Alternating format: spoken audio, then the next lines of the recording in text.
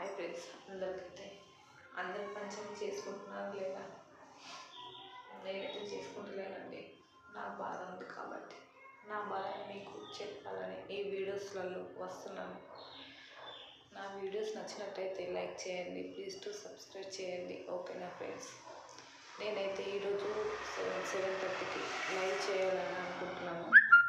నా live compulsory చూడండి please. ఎందుకంటే నాలో ఉన్న బాధని మీకు చెప్పాలని చెప్తున్నాను.